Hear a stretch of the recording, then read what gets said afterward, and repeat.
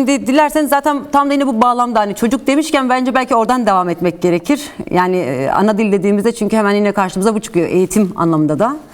Bildiğiniz gibi dün Dünya Ana Dil Günü'ydü. 99'dan bu yana işte Birleşmiş Milletler'in aldığı kararla birlikte 2000 yılından bu yana bütün dillerce, halklarca kutlanan bir gün.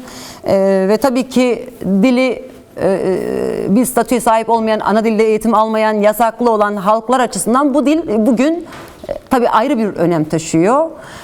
Ve bizler açısından da işte Kürtçenin bulunduğu bu yerde şimdi bir yandan yani az önce belirttiğim gibi mesela Birleşmiş Milletler verilerine göre her 2 haftada bir dil bulunduğu kültürel ve entelektüel ortamla beraber yok oluyor. Bu korkunç bir şey esasında ve 2500 dilin yok olma tehlikesiyle karşı karşıya olduğu raporlara yansımış durumda. Yani bu aynı zamanda yani belki şimdi bu rakamları, verileri söylüyoruz ama belki biraz ana dilin ne anlama geldiğini anlattıktan sonra bu yok oluşun insanlık için, insanlar için ne anlama geldiğini belki biraz daha anlatırsak belki o tehlikeyi ortaya koymuş oluruz diye düşünüyorum. Çünkü ana dil sadece işte benim bir ulusum, bir milletim var ve dilimde bu, ben bu dili kullanmak istiyorum meselesi değil. Yani bir kere bunu belki ilk başta netleştirmek lazım. Çünkü dünya ile ilk kurulan iletişimdir. Yani dolayısıyla kişinin kimliğini, kişiliğini, zihinsel yapısını, düşünsel yapısını, her yönünü tamamlayan, bütünleyen bir yapıdır. Yani aslında kimlidir, varlığıdır, köküdür. Dolayısıyla diliyle insan kültürünü de, kimliğini de ulus olma halinde, halk olma halinde yaşayabilir. Bunun aksi dışında yok olma meselesiyle karşı karşıya kalır. Çünkü dil kültürün en önemli, aslında en başat yerindeyken dil yoksa o kültürü yaşatma şansın kalmıyor. Belki biraz bu anlamda hocam ana dilin önemini ortaya koyalım ki bir kez daha Kürtler neden ısrarlı bir şekilde, şu an mesela Rojava'da da aynı durum, çok net bir şekilde ana dil eğitim, ana dil statü talebiyle bu taleplerini haykırıyorlar, ortaya koyuyorlar, bunun mücadelesini veriyorlar. Biraz buradan başlayalım hocam. Bence ana dilin önemini anlamak için şöyle bir cümle kuralım. Türkiye Cumhuriyeti Devleti soykırımdan vazgeçer, ana dilde eğitim yasağından asla vazgeçmez. Çünkü hiçbir soykırım bir ulusun bire kadar yok olmasına yol açamaz. Fakat ana dilde eğitim yasaklanınca dil yavaş yavaş ölür ve bir süre sonra onun ölümüyle birlikte ulus da topyekün ortadan kalkar. Asimilasyon soykırımın en ince uygulama biçimidir. Bir bakalım yani Türkiye'de neler olmuş yani. Neler olmuş. Tıpkı Kürt ulusu gibi bir ulus mensubiyetinde olan Çerkezlerin durumu ne? Boşnakların durumu ne? Lazların durumu ne? Dilleri ne olmuş? Kendileri ne olmuş? Bunlara baktığımız zaman anlarız ki ulusları yok etmenin en ince, en sinsi, en tehlikeli ve en büyük sonuç alıcı yöntemi ana dilde eğitimi yasaklamaktır. Şimdi genellikle şöyle bir şey söyleniyor. Bu yankı yapıyor benim konuşmalarım. Arkadaşlar duyuyorlar sanırım. Düzeltirler. Evet. Çünkü bu insicamı bozuyor. Ana dil bebeğin doğumundan itibaren annesi tarafından öğretilen dildir. Onun için adı ana dildir. Şükür ki Maraşal Fevzi Çakmak vaktiyle şöyle diyordu. Kürdistan'a yol yapmayalım. Kullanabilirler. İsyan edenler kullanabilir. Onları cahil bırakalım. Okur, yazar durumuna gelirlerse daha beter, tehlikeli olurlar. Evet, bu adam Türkiye'nin Maraşali böyle diyordu. İyi ki böyle yaptı. İyi ki böyle yaptı çünkü kapitalist moderniteyle birlikte Kürdistan'a yollarla okullarla, üniversitelerle girebilseydiler, belki de şimdi Kürt dili ölü diller listesine yazılmış olacaktı. Bu sömürgeci yöntem diyalektik olarak zıddına dönüştü. Anneler mektebe gitmedi. Kendi annelerinden öğrendikleri dille bebeklerini emzirdiler.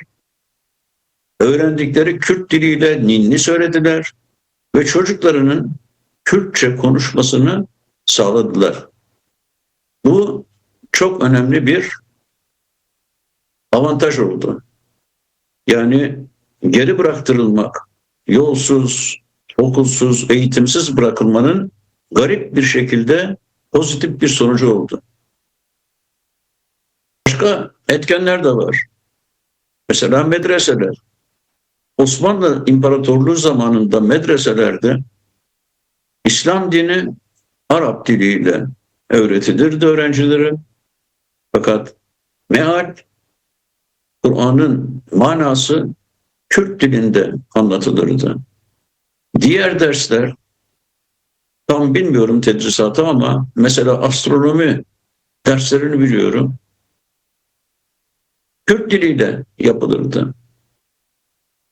Ahmet Hani okutulurdu, öğretilirdi ve böylece medreselerde Kürt dili sadece aile içinde konuşulan bir dil olmakla kalmamıştı.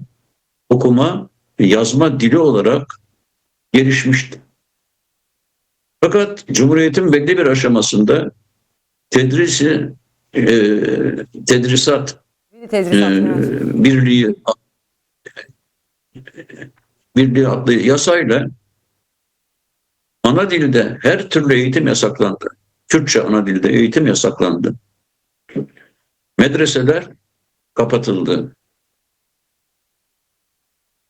Böylece bir süre sonra özellikle Demokrat Parti'nin iktidara gelmesinden sonra yollar yapılmaya başlandı. Kürdistan'a ilkokullar inşa edilmeye başlandı. Ardından ortaokullar, liseler.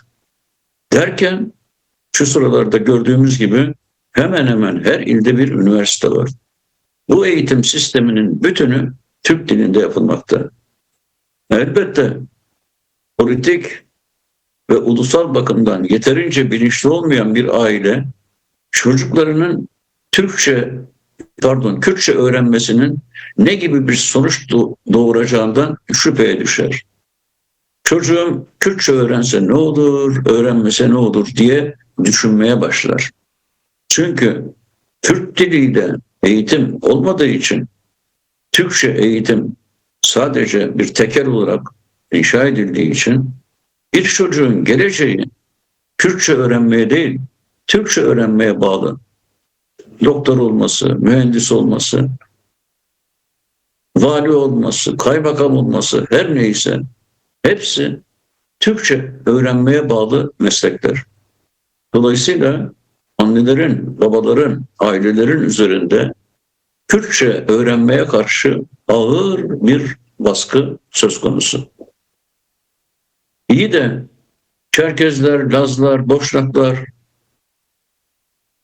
ve diğer etnik unsurlar nasıl oldu da büyük ölçüde asimile edildi ve Kürt halkı bu asimilasyona nasıl karşı koydu sorusu karşımıza çıkıyor.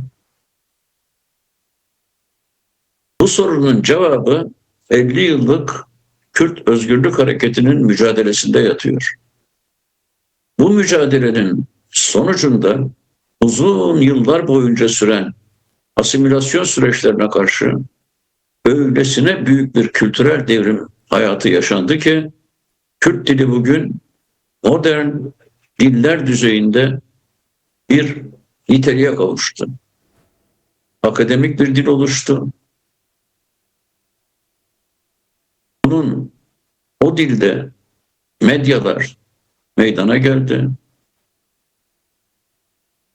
Kürt filologları, Kürt roman yazarları, şairleri, Kürt öğretmenleri büyük bir çabayla Kürt dilini geliştirdi.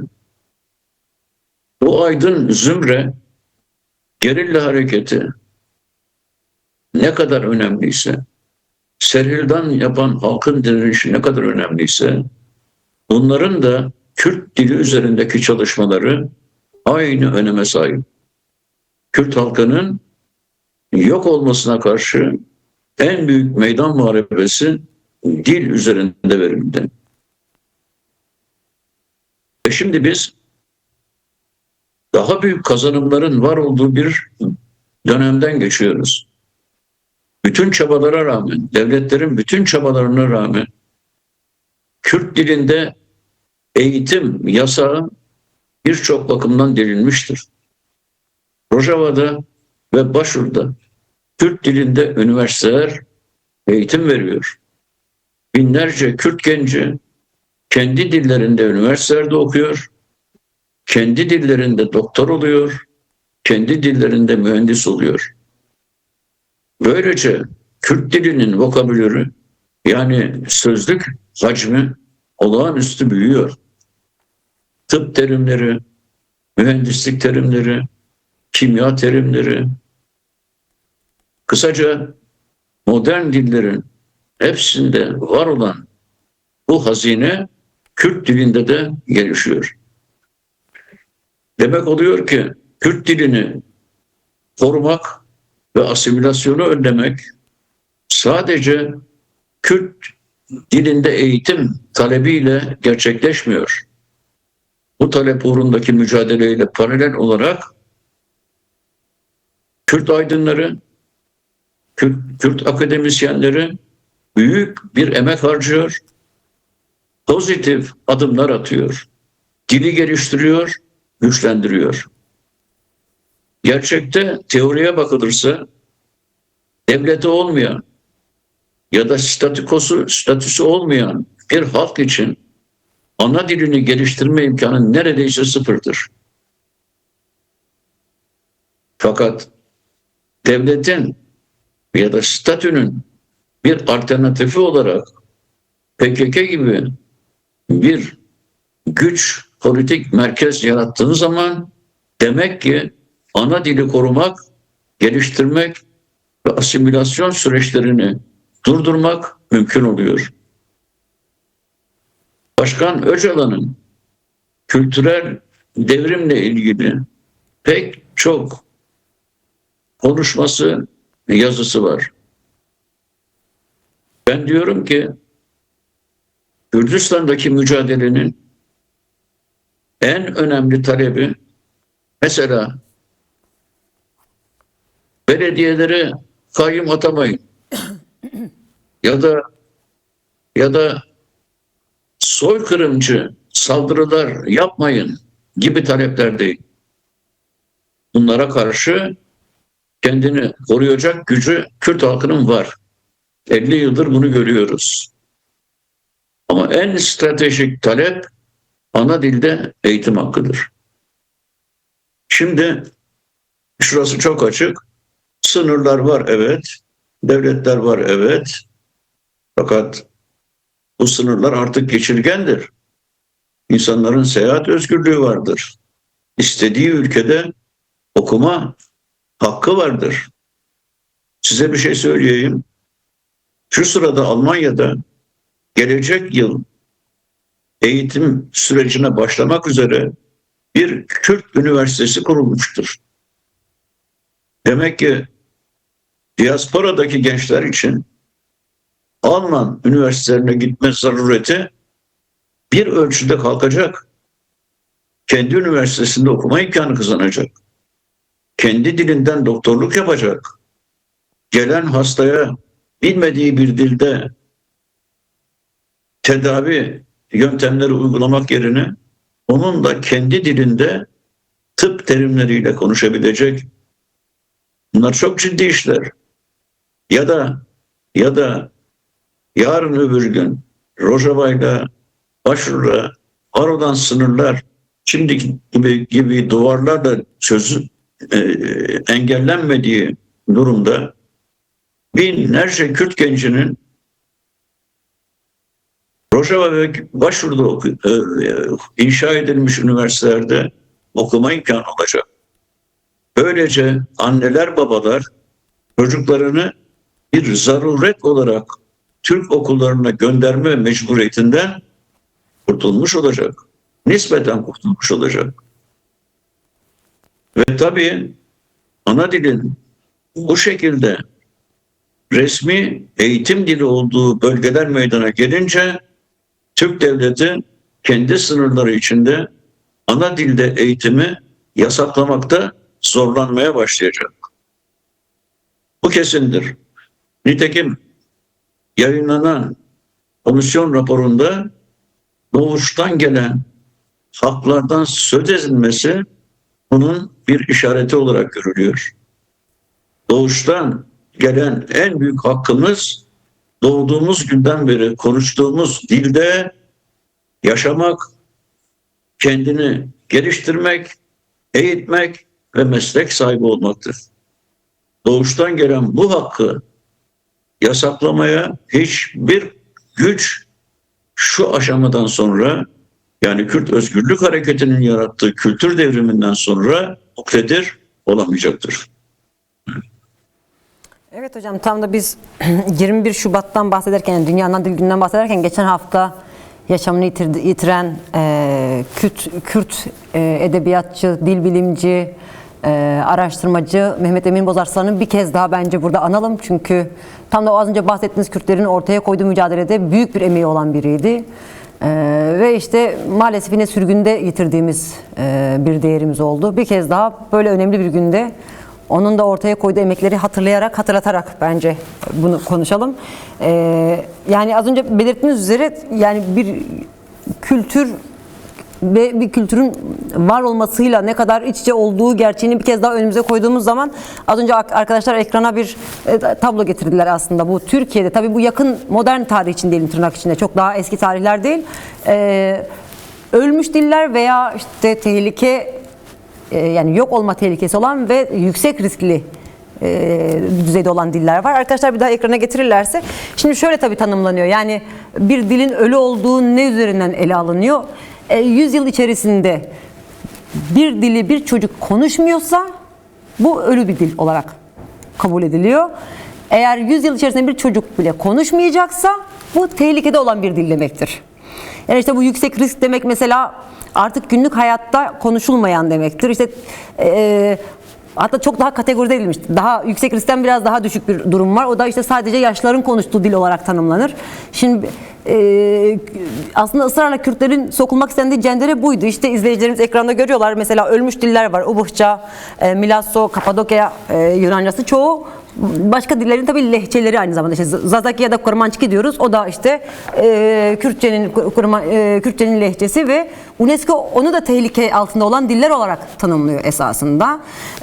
Ve şimdi evet, baskılar var, inkar var, yasaklar var, eğitim dili değil, en önemlisi bu. Dolayısıyla o dili yaşatmak, işte köy dışında, hani az önce bir süreçten bahsettiniz. İşte yollar yapılmasın ki isyan artmasın. Dolayısıyla o anneler çocuklarını büyüttü Kürtçe. Ama sorun şuydu: sadece köy döngüsünde, ev döngüsünde konuşulabilen bir dildi. Daha fazla ileriye gidilemedi. Yani dolayısıyla Kürtlerin önüne şu seçenek kondu: kendi köyünde kendi olarak bu şekilde yaşayacaksan evet Kürtçeni konuşursun, ama onun dışında eğer eğitim anlamında yaşamın başka bir şeyinde, bir yerinde bulunmak istersen, o zaman senin o dili bırakman lazım. Çünkü dışarıda senin diline ait yer yok meselesi vardı ki işte şu an muhtemelen Medya Haber izleyicileri her birinin geçmişinde okullarda Kürtçe konusunda yaşadıkları baskılar, zorbalıkların her birinin hikayesi ayrı bir uzunluktadır esasında. Yani şu aşamada mesela annelerin çocuklarıyla ev ödevlerini Kürtçe yapamadığı bir Türkiye'de yaşıyorlar. Bir Kürdistan'da yaşıyorlar. Çünkü çocuk okuldan geliyor Türkçe, anneyle Kürtçe konuşacak ama ödevler, sistem, matematiğinden tutalım bütün derslerin her biri Türkçe. O bağ kurulamıyor. Ya da başka bir çok daha basit gündelik hayat üzerinden örnek vermeye çalışıyorum esasında. Mesela dijital film platformları var. Aile boyu Kürt ailelerin oturup izleyemediği, çünkü bir eğitim dili yapamadığı zaman, ona bir statü alanı açmadığın zaman bunun yaygınlaşmasının önünü kapatıyor oluyorsun. Dolayısıyla her seferinde yani Kürtlerin zorlayarak, işte çocuk kanalı açarak, Zarok TV açarak belli bir şekilde zorlamasıyla ancak dili yaşatma süreci var. Tabii bunlar çok kıymetli, çünkü her ne olursa olsun bunun mücadelesi bugüne kadar getirildi. Ama bu işin önemli bir sorumluluğu, ayağı elbette ki yasak var denilerek tam da dediğiniz gibi Kürtçe öğrenmesi de olur meselesi değil. Tam da tersine o çocuğa evde bunu sağlayarak, evde Kürtçe öğreterek, ne olursa olsun ana dilini öğreterek ancak devamlı sağlanabilir. Çünkü bir çocuk o dili öğrenemedikten sonra o kültürün tekrar aktarımı kesintiye uğrar ve biter. Az önceki bahsettiğimiz işte 100 yıl içerisinde bir dilin konuşulmaması, bir çocuğun konuşmaması durumunda ölü dile dönüşmesi meselesi gerçeği var.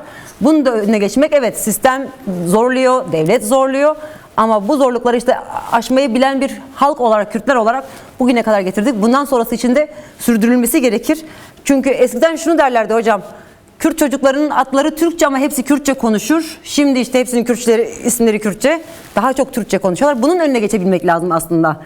Yani o ana dilin altyapısını ne olursa olsun oturtmak gerekiyor. Burada da işte biz Kürtlere çok fazla sorumluluk düşüyor. Gerçek her anlamıyla çok fazla sorumluluk düşüyor. Bunu da böyle belirteyim hocam.